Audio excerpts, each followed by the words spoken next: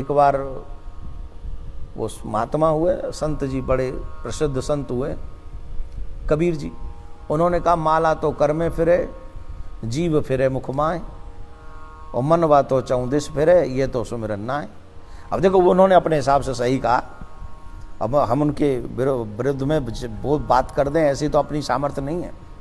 लेकिन एक बात समझ में नहीं आती, एक बात समझो, एक कोई व्यक्ति आग के साथ में बैठा हुआ है, आग के पास में, और आग के पास में अगर कोई व्यक्ति बैठा है, चाहे अनचाहे, चाहे या अनचाहे, उस व्यक्ति का हाथ अगर आग पे टच कर जाए, जलेगा कि नहीं जलेगा? जलेगा। अब आग ये तो नहीं कहेगी कि तूने जानबूझ के हाथ नहीं लगाया इसलिए मैं तुझे नहीं जलाती, ऐसा तो कभी नहीं कहेगी आग। तुमने हाथ स्पर्श कर दिया अग्नि से तो जलना निश्चित ही है, चाहे तुम जान के चाहे अनजाने में। एक व्यक्ति गया संत के पास में और संत जी से कहने लगा, महाराज, बोले जी कोई मुक्ति का मार्ग बताओ, बहुत बड़ी मुक्ति का, जिससे मुक्ति निश्चित हो जाए। पढ़ा लिखा था, ग्रेजुएट आदमी था, बड़ा कई प्रसंगों में उसने अच्छा पढ़ाई की थी। संत महात्मा जी बोले, राम कहो, राम कहोगे तर जाओगे। अरे महाराज, उसको गुस्सा आ गया। भगवान इतना पढ़ा लिखा भी कोई ना बताए, देखो बाबाओं पे गुस्सा आ जाए लोगों को, संतों पे गुस्सा करते हैं आजकल के पढ़े लिखे लोग। और सही बता रहा हूं मैं आपको, आजकल का पढ़ा लिखा ही वो है जो बाबाओं को ऊपर गुस्सा करे, बाबाओं को उल्टा सीधा शब्द बोले।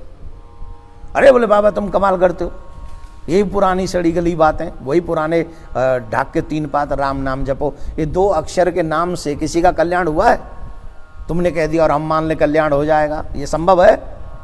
क्या बात करते हो? उसने कहा ये बताओ, शक्कर शक्कर कहने से मुंह मीठा होगा क्या? मैं कह दूं शक्कर, मुंह मीठा हो जाएगा? अरे शक्कर कहने से मुंह मीठा नहीं होगा, शक्कर खाने से मुंह मीठा होगा। संत जी बोले बात तो तुम सही कह रहे हो, पर एक बात समझो, शक्कर जड़ है और भगवान का नाम जो है वो चिन्मय है, वो तो सबसे बड़ा सत्य है। तुम जड़ की और चिन्मय नाम की एक साथ उदाहरण दोगे तो ये ठीक नहीं है। अरे बोले बाबा तुम लोग ढपोल संख वही पुराने जमाने की बातें करते रहते हो, तुम पे और कुछ है ही नहीं, तुम राम के नाम पे लूट रहे हो, खसूट रहे हो, तुम पे और कुछ है ही नहीं। तो बाबा को आया गुस्सा, बाबा ने कहा चुप, जुबान लड़ाता है, चुप हो जा। तो जैसे ही कहा चुप हो जा तो उसको आग लग गई अंदर से, भड़कने लग गया। मुझ पढ़े लिखे को तुम कहते हो चुप हो जा, तुम लोग तुम बिल्कुल पढ़े लिखे नहीं, तुम फक्कड़ आदमी, और मुझ पढ़े लिखे ग्रेजुएट व्यक्ति को कहते हो चुप हो जा, तुम हो कौन? वो बाबा को लड़ने के लिए खड़ा हुआ, वहां कुछ लोग थे, उन्होंने रोका, बाबा मुस्कुराने लगे। बोले क्यों इतना गुस्सा आ रहा है? बोले तुमने मेरे को चुप बोला। बोले चुप कितने अक्षर का है बता। वैसे तो उसमें तुमने, ये तुम्हारे प्रश्न का उत्तर है, तुमने कहा राम 2 अक्षर का नाम क्या कल्याण करेगा, मैंने भी तो 2-2.5 नाम अक्षर का ही नाम बोला, तुमको शब्द बोला चुप। अब इस चुप शब्द से तुम में आग लग गई, तुम क्रोधित हो गए, तुम भड़क उठे। और जब चुप शब्द तुम्हें इतना भड़का सकता है तो राम नाम तुम्हारा कल्याण क्यों नहीं कर सकता? गोविंद का नाम तुम्हारा बेड़ा पार क्यों नहीं कर सकता? अगर आवश्यकता है तो सिर्फ और सिर्फ आवश्यकता है किसकी? विश्वास की, विश्वास की। अब बोले भगवान का नाम कैसे कल्याण करेगा? अरे भैया भाव से लो या कुभाव से लो, नाम तो नाम ही है, और जितने नाम लोगे उतना ही कल्याण हो जाएगा, जितने नाम लोगे उतने से बच जाओगे। बोले कैसे बचेंगे? बोले एक और उदाहरण देता हूं, बड़ा सावधानी से सुनना, फिर मैं आपका एक प्रश्न लूंगा जो मैंने कहा कि आपकी शंका का एक समाधान करना है मुझे। अधिकांश लोग कहते हैं भगवान के भजन में मन नहीं लगता। इस प्रश्न का उत्तर मुझे आज देना है, तब तक चाहे तो आप ये वीडियो शेयर कर दीजिए। तो मैं बता रहा था कि भगवान के जितने नाम लोगे उतना ही अच्छा। अरे झूठे तो कई बार सच्चे तो सच्चे, झूठे नाम भी काम बना देते हैं। सुनो कैसे। पहले जमाने में बारात में जाने के लिए पूरा गांव का गांव तैयार हो जाता था। याद करो, जो लोग 25-30 साल पहले के लोग हैं, याद करो, बारात में जाने के लिए पता चल जाता था कि गांव में इसकी बारात फलाने दिन जाने वाली है। तो महाराज पहले तो पैंट शर्ट भी नहीं सिलते थे लोग, बढ़िया, पहले तो कुर्ता पजामा, दर्जी वाला उस दिन बिजी हो जाते थे। अरे वाले पूरे गांव के कपड़े सिलने, और दूल्हा के भी 5-7 जोड़ी छिलने हैं, बड़ा काम होता था। एक गांव में एक बारात पूरे महीने भर का उत्सव होता था, कोई रुकना नहीं चाहता था, ना बूढ़ा ना बच्चा ना जवान, कोई नहीं, सबको बारात करनी होती थी। तो वो बारात थी गांव में, बाराती सब चले गए, लेकिन समस्या ये कि गांव की भी देखभाल कौन करे, क्योंकि गांव में चोर आते थे उन दिनों में। और आजकल के से चोर नहीं थे कि बच्चा किडनैप करके ले गए कि ये उठा ले, नहीं, वो सामान चोरी करके ले गए, भैंस चोरी कर ले गए, गैया चोरी कर ले गए, चीज वत्त जो सोना चांदी होता था उनको चोरी कर ले जाते थे, ऐसे चोरी करते थे पहले। अब हर एक घर में एक एक आदमी छोड़ के जाते थे पहले, तो एक ही आदमी, चोरों को भी आइडिया होता था कि एक हमारा क्या बिगाड़ेगा, तो वो 5-7 के जुट में आते थे। तो पहले वो, आजकल तो 12 बजे तक कोई सोता नहीं, पहले तो 8 बजे ही सो जाते थे, और 10:30-11 बजे तो समझो आधी रात बीत गई, उनकी एक नींद पूरी हो जाती थी सोने वालों की। तो चोर भी 9-10 बजे ही आते थे, 10-11 बजे आते होंगे ज़्यादा, लेट वो भी नहीं आते थे ज़्यादा। तो चोरों ने सोचा कि पहले ये पता कर लें घर में कितने आदमी हैं, एक होगा तो आराम से चोरी हो जाएगी। तो उन्होंने क्या किया, एक कंकड़ उठाया और घर में फेंक दिया कि जितने होंगे उतनी आवाज आएगी। गांव उस घर में एक ही बूढ़ा था, वो समझ गया ये सब चोरों का करा धरा है, वो समझ गया कि ये चोर आए हुए हैं और ये सब परीक्षण कर रहे हैं। तो वो बूढ़े आदमी ने कहा, बुजुर्ग ने, अरे गंगाराम, गंगाराम, वो विष्णु को उठाओ, ओम प्रकाश कहाँ है, ओम प्रकाश को बुलाओ, सेठ सिंह को बुलाओ, कहाँ है, सेठ सिंह को बुलाओ, देखो ये कंकड़ किसने मारा, तुमने तो नहीं मारा, गंगाराम तुमने कंकड़ मारा है, गजेंद्र सिंह तुमने मारा है, मंगल सिंह तुमने मारा है, सेठ सिंह तुमने मारा, अरे कोई तो बोलो, सभी सो रहे हो, जगो जगो, उसको जगाओ, उसको जगाओ। चोरों की हवा खराब हो गई, चोरों को लगा इतने शेर तो यहाँ सोए हुए हैं, वो बेचारे भाग गए वहां से। हालांकि सत्य ये था कि वहां कोई था ही नहीं, सिर्फ नाम ही नाम थे, सिर्फ नाम ही नाम थे, और वो चोर सत्य थे, नाम झूठे थे, फिर भी काम बना कि नहीं बना।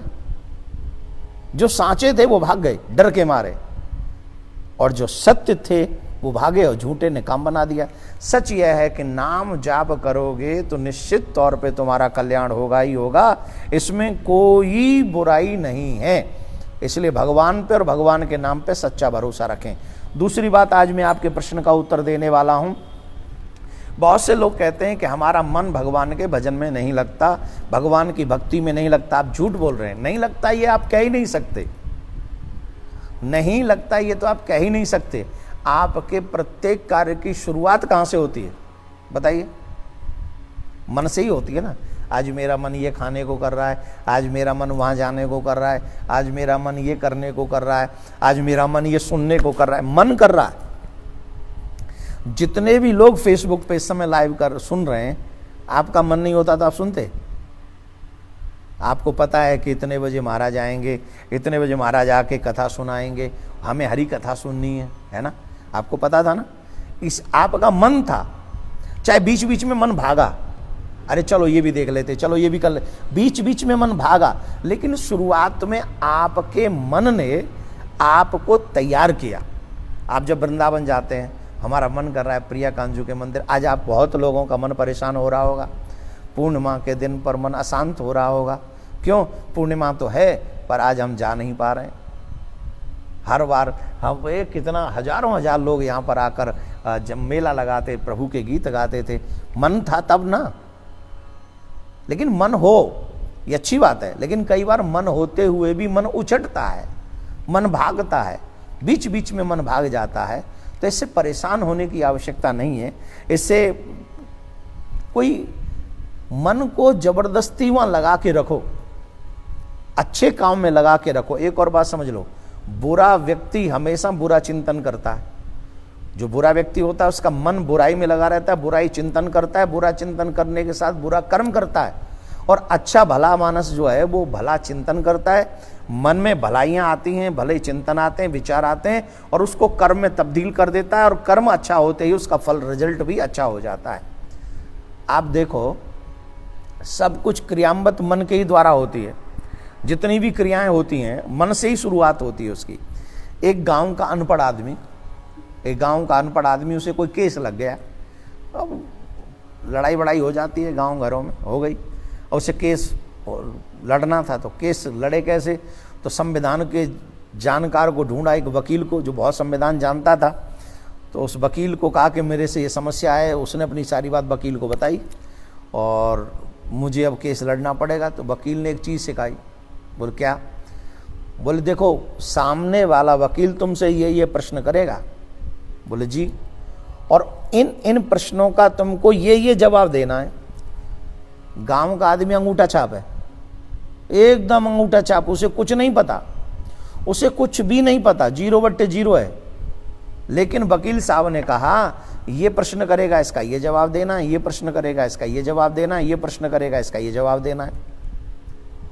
बोले महाराज अभी जो आप बता रहे हो वो तो चलो जवाब मैं दे दूंगा, कई प्रश्न वो ऐसे भी कर सकता है जो जिसका जवाब अभी आप मुझे सिखा नहीं रहे, अगर ऐसे प्रश्न कर लिए तो बोले एक काम करना, तब चुप हो जाना, जब कोई ऐसा प्रश्न करे जो मैंने तुम्हें जवाब नहीं दिया उसका, तुम वहां चुप हो जाना। बोले ठीक है। अब ये बात सिखाई वकील ने, समझी मन ने और क्रियान्वित की बुद्धि ने, और जब वहां वकील साहब पढ़े लिखे वकील साहब अपोजिशन में, बड़े महाराज वकील तो वकील बड़े पढ़े लिखे लोग होते हैं, ये काले कोट ऐसे ही नहीं पहनते हैं, बड़े बड़े विद्वान लोग होते हैं, ये पूरा संविधान पढ़ बैठते हैं। तो उन्होंने बड़े बड़े क्वेश्चन किए और जितने क्वेश्चन के आंसर वकील साहब ने बताए थे अंगूठा छाप किसान महोदय को, सारे जवाब दे दिए, और जो उन्होंने वैसे पूछे जो उन्होंने जवाब नहीं मिले थे वो एकदम चुप हो गया। क्यों? क्योंकि मन ने पहले ही वकील साहब की बात समझ ली थी और फिर बुद्धि भी समझ गई थी, और रचना ने वही काम किया, ये हमारी इंद्रिय है, फिर रचना ने वही काम किया जो मन ने कहा, जो बुद्धि ने कहा। जहां बोलना था वहां बोली, जहां नहीं बोलना था वहां नहीं बोली। अब एक तरफ पढ़ा लिखा आदमी पसीना बहा रहा है, ये पूछे ही जा रहा है पूछे जा रहा है, वो मौन है, और जो काम की बात है वहां जवाब दे रहा है। तो ये सारी चीजें कहां से प्रारंभ हुई? मन से। विजय किसकी हुई? वो अंगूठा छाप जो थे किसान महोदय, उनकी विजय हो गई। क्यों? क्योंकि वो वकील साहब के बताए हुए मार्ग पर चले।